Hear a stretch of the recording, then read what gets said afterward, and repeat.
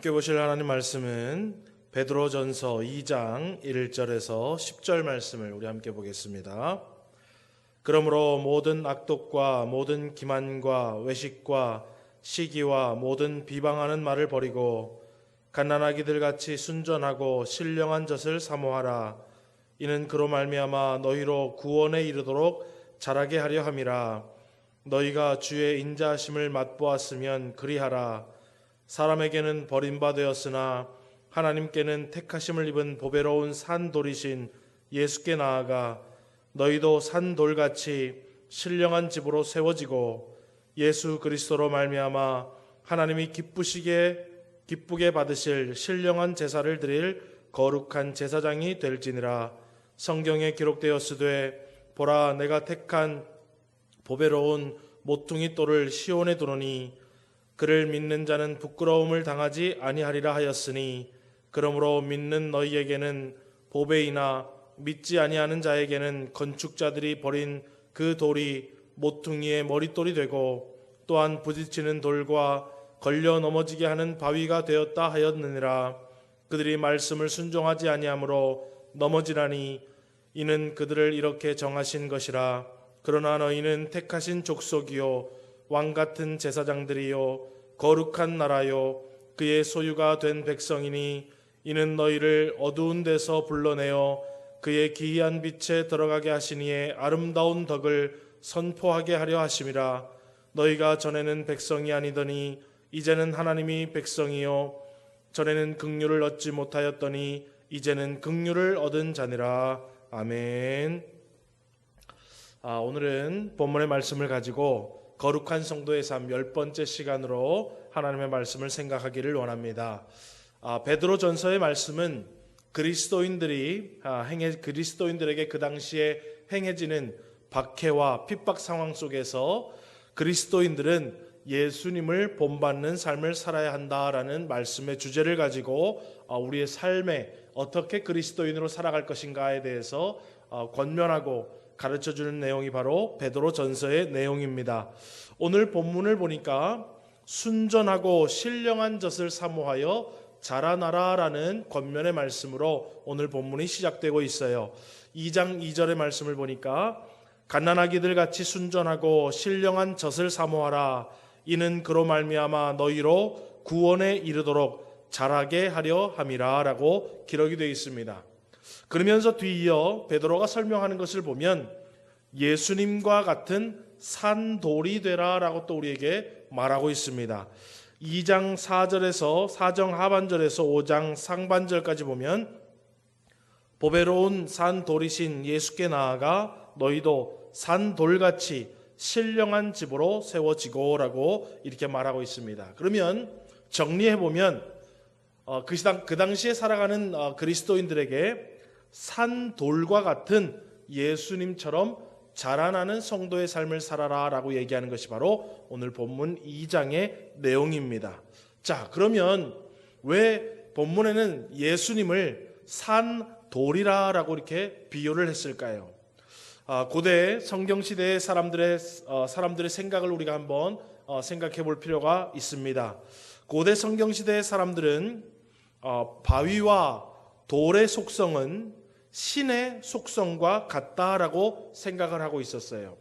왜냐하면 신이라는 존재는 이미 사람이 태어나기 전부터 있었고 또 자신이 죽고 난 뒤에도 있는 것이 바로 신이다라는 존재이기 때문에 그렇습니다. 그래서 존재의 영원적인 측면에서 마치 신의 존재는 저 변하지 않는 바위와 같다라고 생각을 했기 때문에 바위의 속성을 신의 속성과 비슷하게 생각을 하고 있었습니다. 또 신이란 변하기 쉬운 인간과는 달리 한결과 같이 변하지 않는 모습을 가지고 있다라는 측면에서도 바위와 같이 생각을 하기에 이르렀다라는 것입니다. 그래서 고대 사람들은 신전을 세우는 장소를 바위 언덕이나 돌산을 택했고 또 신들이 나타난 장소를 바위와 돌로서 표현하기도 했습니다. 그래서 이러한 고대 시대 사람들의 생각을 히브리 사람들도 함께 공유하고 있었습니다. 그래서 여러분 우리가 성경을 보면은 사무엘하 22장 32절을 보니까 여호와 외에 누가 하나님이며 우리 하나님 외에 누가 반석이냐라고 하나님을 변함이 없는 반석으로 비유하고 있는 것을 우리가 볼 수 있습니다. 또 시편 18편 2절에도 보니까 여호와는 나의 반석이시요 나의 요새시요 나를 건지시는 이시요 나의 하나님이시요 내가 그 안에 피할 나의 바위시요 나의 방패시요 나의 구원의 뿌리시요 나의 산성이시로다라고 얘기하며 하나님을 반석이요 바위라고 이렇게 표현하는 것을 우리는 성경을 통해서 볼 수 있습니다. 또 여러분 야곱이 베델에 세운 돌 그리고 사무엘이 돌을 취하여 기념비를 세운 것도 이러한 측면에서 우리가 이해하면 너무 쉽습니다. 창세기 28장 18절에서 19절의 말씀을 보니까 야곱이 아침에 일찍이 일어나 베개로 삼았던 돌을 가져다가 기둥으로 세우고 그 위에 기름을 붓고 그곳 이름을 베델이라 하였더라. 야곱이 외삼촌네 집으로 가다가 한 곳에서 잠을 자는데 그곳에서 하나님을 만나게 되지요. 그리고 그가 잠에서 깨어난 뒤에 베고 잤던 그 돌을 세우면서 베델 이곳이 하나님이 계시는 하나님의 집이다라고 얘기하면서 그 바위와 돌을 가지고 하나님의 집을 상징하는 것을 우리는 볼 수 있습니다. 또 사무엘상 7장 12절에 보면 사무엘이 돌을 취하여 미스바와 센 사이에 세워 이르되 여호와께서 여기까지 우리를 도우셨다 하고 그 이름을 에벤에셀이라 하니라. 돌을 취하여 그곳에 세우면서 하나님이 지금까지 우리와 함께 하셨다라고 얘기하면서 돌을 기념비를 세우는 것을 우리가 볼 수 있습니다. 그렇다면 성경의 인물들이 돌을 세운 근본적인 이유는 무엇일까요? 바로 표시를 하기 위해서입니다. 무슨 표시입니까? 하나님이 여기에 계신다. 하나님이 우리와 지금까지 함께 하셨다라는 표시를 내기 위해서 그 돌을 세운 것을 우리는 성경을 통해서 볼 수 있습니다. 자, 그렇다면 다시 본문으로 돌아와서 예수님을 산돌이라고 표현한 것은 무엇 때문이겠습니까? 바로 그 당시에 박해와 핍박이 있는 시대이긴 하지만 하나님은 여전히 살아계시며 우리와 함께 하신다라는 표시로 바로 그 산돌이신 예수님을 말하는 것입니다. 그리고 그 예수님을 본받아서 예수님이 우리와 함께 하고 계심을 믿고 예수님의 삶을 본받아서 살아가는 것이 바로 거룩한 성도의 삶의 모습이다라는 것을 우리에게 말씀해주고 있습니다.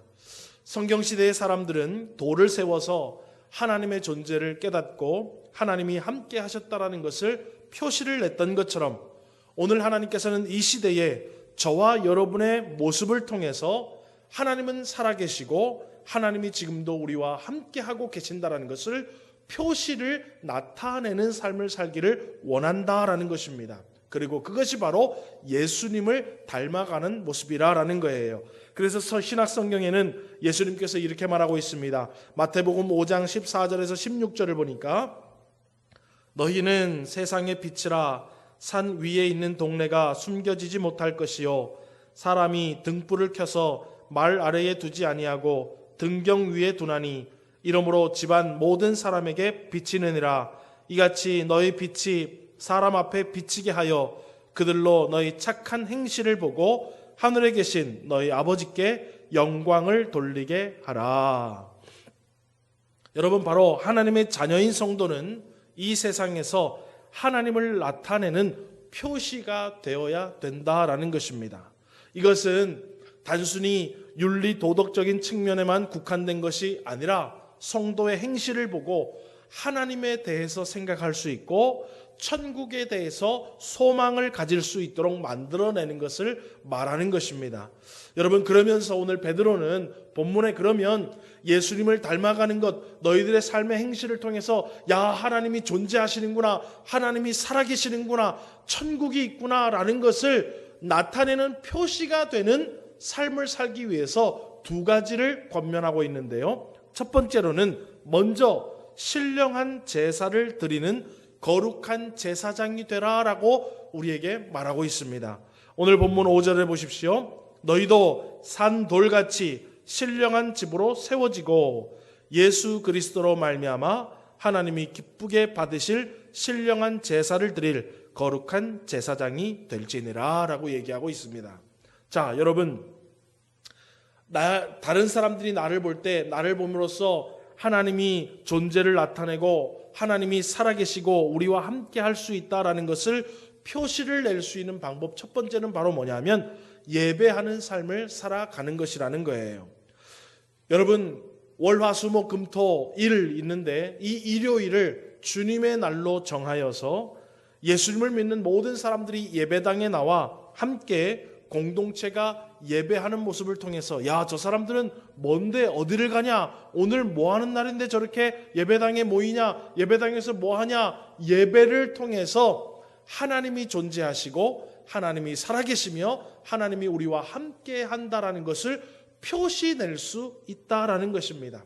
그래서 오늘 여러분, 저와 여러분이 주일날 혹은 예배의 공적인 시간들을 기억하여 예배당에 나와서 함께 예배하는 그 자체가 바로 산 돌과 같은 표시가 된다라는 거예요. 다시 말하면 하나님은 살아계시고 나는 하나님이 함께하여 주시며 나는 하나님을 믿는 자라는 것을 표시하는 방법이라는 것입니다. 또 여러분, 우리는 때를 따라서 하나님 앞에 예배를 드리고 있지요. 결혼식을 해도 하나님 앞에 예배를 드립니다. 장례식을 해도 하나님 앞에 예배를 드립니다. 돌잔치를 해도 하나님 앞에 예배를 드립니다. 기일이 되어도 우리는 예배를 드립니다. 그래서 예배를 드리는 모습을 통해서 우리는 표시가 되어진다라는 거예요. 우리는 하나님을 믿는데 그 하나님은 살아계시고 하나님은 우리와 함께 하신다라는 표시가 바로 예배라는 거예요. 요즘과 같이 예배당에 우리가 함께 모이지 못하지만 온라인으로 예배드리는 삶을 통해서 하나님은 여전히 살아계시며 여전히 변함없이 우리와 함께 하시는 분임을 저와 여러분도 예배의 삶을 통해서 다른 사람에게 표시를 나타내야 한다는 것입니다. 여러분, 전염병이 창궐하여서 예배당에 함께 모이지 못한다고 우리가 예배를 중지해서는 안 된다는 거예요. 여러분, 온라인으로든지 혹은 개인적인 경건의 시간을 통해서든지 우리는 찬양과 말씀과 기도를 통하여서 하나님 앞에 예배하는 삶의 모습을 가족들에게도 표시를 내야 되고 자녀들에게도 표시를 내야 되고 믿지 않는 사람들에게도 표시를 나타내는 삶을 살아가는 것이 바로 산돌이신 예수님을 본받아 자라나는 모습이요 또 거룩한 성도의 삶의 모습이라는 것입니다. 그렇다면 베드로는 그렇게 너희들 예배하는 삶을 통해서 하나님이 살아계시고 하나님이 우리와 함께 하신다라는 표시를 나타내는 삶을 살아가라라고 권면을 하고 있고, 두 번째로는 아름다운 덕을 선포하면서 살아가라라고 얘기하고 있습니다. 오늘 본문 2장 9절을 우리 한번 같이 보겠습니다. 그러나 너희는 택하신 족속이요 왕같은 제사장들이요 거룩한 나라요 그의 소유가 된 백성이니 이는 너희를 어두운 데서 불러내어 그의 기이한 빛에 들어가게 하시니에 아름다운 덕을 선포하게 하려 하심이라. 여러분, 이 말씀은요 직접적으로는 다른 사람들에게 복음을 전하여서 모든 믿는 자에게 구원을 주시는 하나님의 복음을 전하는 것을 먼저 이야기하고 있습니다. 그러면서 또 다른 측면에서의 아름다운 덕을 선포하는 것을 우리에게 또 말씀해 주고 있는데요. 여러분, 살아가면서 혹여나 여러분을 괴롭게 하는 자가 있다면 여러분 그 사람에 대해서 어떠한 태도를 가지십니까? 만약에 여러분을 괴롭히는 자가 있다면 이렇게 괴롭힘을 당할 때 예수님이라면 어떻게 하셨을까를 우리는 먼저 생각하고 그렇게 한번 삶을 살아가 보라는 거예요. 그것이 바로 산돌이신 변함없는 예수님의 모습까지 자라나는 우리의 모습이라는 거예요. 또 여러분, 나에게 손해를 입히는 자가 있다면 만약에 예수님이라면 이 사람에게 어떻게 했을까? 나를 억울하게 만드는 자가 있는데 예수님이라면 이 나를 억울하게 만드는 자에게 어떻게 했을까? 삶의 여러 가지 상황과 환경이 나에게 주어질 때, 이러한 상황 속에서 이러한 환경이 나에게 주어졌을 때 과연 예수님이라면 어떻게 하셨을까를 우리가 먼저 생각하고 그렇게 그분의 뜻을 좇아 살아가는 것이 바로 아름다운 덕을 선포하는 삶이라는 것입니다. 그래서 여러분, 나의 삶의 모습을 통해서 많은 사람들이 하나님의 존재와 하나님의 살아계심을 알 수 있도록 표시와 같은 삶을 살아가는 것을 우리에게 권면하고 있는 것이 오늘 본문의 말씀입니다. 여러분, 아름다운 덕의 삶이라는 것은 윤리 도덕적인 언행심사는 물론이거니와 어렵고 힘든 상황 속에서, 때로는 사람들이 기피하는 여러 가지 상황 속에서, 때로는 소망을 잃은 상황 속에서 우리는 예수님과 같이 용서와 사랑의 삶을 살아가고 솔선수범하고 낮은 자의 모습으로 겸손히 살아가는 모습을 얘기하는 거예요. 그래서 단순히 착하고 정직하게 살아가는 것을 넘어서서, 야, 어떻게 이런 상황 속에서 저렇게 할 수 있지? 야, 어떻게 저런 환경 속에서 이렇게 살아갈 수 있지라고 사람들에게 칭송을 받고, 아, 과연 하나님을 섬기는 사람들이 다르구나. 과연 예수 믿는 사람들이 생각과 말과 행동이 다르구나라는 표시를 나타내는 것이 바로 산돌이신 예수님에게까지 자라나는 모습이요, 마지막 시대를 살아가는 거룩한 성도의 삶의 모습은 마치 산돌이신 예수님을 닮아가는 모습이라는 것을 오늘 베드로는 말씀을 통해서 우리에게 권면하고 있는 것입니다. 여러분, 말씀을 맺겠습니다. 이 시대를 살아가면서 힘들지 않은 사람은 없습니다. 심적으로도 힘들고 외적으로도 힘들고 경제적으로도 힘들고 여러 가지 삶에 처한 환경도 다 우리에게 힘듭니다. 그렇다면 이렇게 힘든 시기에 예수님은 어떻게 하셨을까요? 어떤 삶의 모습을 가지셨을까요? 예수님은 신앙적인 측면에서 또 사회적인 삶의 측면에서 어떤 신앙생활을 계속하셨을까? 어떤 삶의 모습을 살아가셨을까? 시대가 바뀌고 상황과 환경이 바뀌어도 우리 예수님은 변함없이 하나님의 뜻과 예수님의 가르침대로 살아갔을 것을 우리는 믿습니다.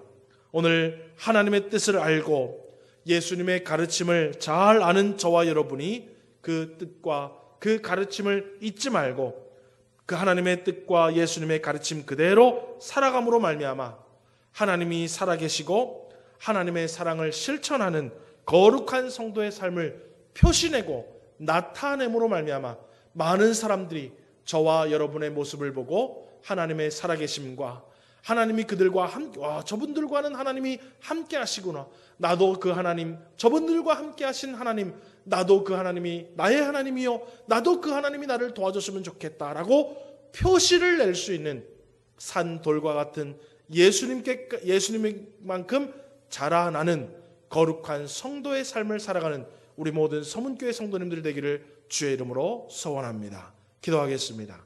지금은 우리 주 예수 그리스도의 크신 은혜와 아버지 하나님의 놀라우신 사랑과 성령님의 감화 감동하시며 교통하심의 은혜가 오늘도 그리스도를 아버지 하나님 믿는 자로서 나의 삶이 하나님과 예수 그리스도를 나타내는 표시가 되는 거룩한 성도의 삶을 살기로 작정하며 믿음으로 살아가기를 소원하는 성도들 머리머리 위에와 그들의 가정과 자녀와 생업과 기도의 제목들과 우리 교회와 제천시 위에 지금으로부터 영원 무궁토록 함께 있을지어다. 아멘. 광고를 몇 가지 드리겠습니다. 현재 제천시가 코로나19 확진자가 계속해서 늘어남으로 인해서 어려운 상황 속에 있습니다. 여러분들 이 제천시를 위해서 함께 기도해 주시고 더불어 우리 성도 공동체를 서로 문안하고 성도 공동체를 위해서 함께 기도해 줄 수 있기를 소원합니다. 또 교회가 2021년 신앙 원력을 제작했습니다. 섬겨주실 분들은 자원하여서 여러분 섬겨주시면 감사하겠고 10부에 5만 원입니다. 여러분 자원해서 섬겨주시고 또 다음 돌아오는 20일 주일은 우리가 함께 모여서 예배드리지는 못하지만 성탄을 앞두고 이웃사랑주일로 지킵니다. 여러분 구제헌금에 동참해 주시고 신앙 원력 제작 또 구제헌금 그 외의 모든 헌금들은 교회의 온라인 헌금 계좌로 입금을 해주시고 저에게 문자를 보내주시든지 우리 안현자 회계 권사님에게 문자를 보내주시면 저희들이 파악할 수 있도록 하겠습니다. 또 온라인 입금이 어려우신 분들은 차근차근 주일 헌금부터 잘 모아놓으셨다가 예배가 회복되어져서 예배당에 나오실 수 있을 때 여러분들 모아서 드리면 되겠습니다. 또 20일 주일까지 집합금지 행정명령이 내려져 있습니다. 여러분들 기억하시고 함께 모이지는 못하지만 꾸준히 말씀 영상을 함께 보시고 또 각 셀별로 기관별로 서로 문자와 통화를 통해서 안부를 물어주시고 개인적인 성경 읽기와 기도 시간을 통해서 끊임없이 신앙생활에 힘써 주시기를 부탁을 드립니다. 또 25일 성탄 축하 예배를 예정하고 있는데 그때에는 함께 모여서 예배 드릴 수 있도록 하나님이 제천시 가운데에 평안함을 달라고 기도해 주시기를 부탁드리고 연말 결산과 새해 예산안을 위해서 정기 공동의회가 계속 광고되어지고 있는데 27일 12월 마지막 주일에 공동의회를 할 예정입니다. 12월 27일에도 모이는 것이 여의치 않으면 영상으로 공동의회를 진행할 예정입니다. 아무쪼록 여러분들 12월에 모든 교회가 앞두고 있는 행사들 잘 진행되어지고 성도들이 평안할 수 있도록 도와주시고 예배가 재개될 수 있는 회복의 은혜를 주시고 또 이 제천시에 확진자가 더 이상 나타나지 않고 모든 확진자가 사망자 없이 회복되어 건강하게 태어날 수 있도록 여러분 특별히 이 12월에 함께 기도할 수 있는 복이 있기를 원하고 밖으로 외출하는 것을 좀 자제해 주시고 여러분 건강을 좀 유의해 주시기를 부탁을 드리겠습니다. 감사합니다.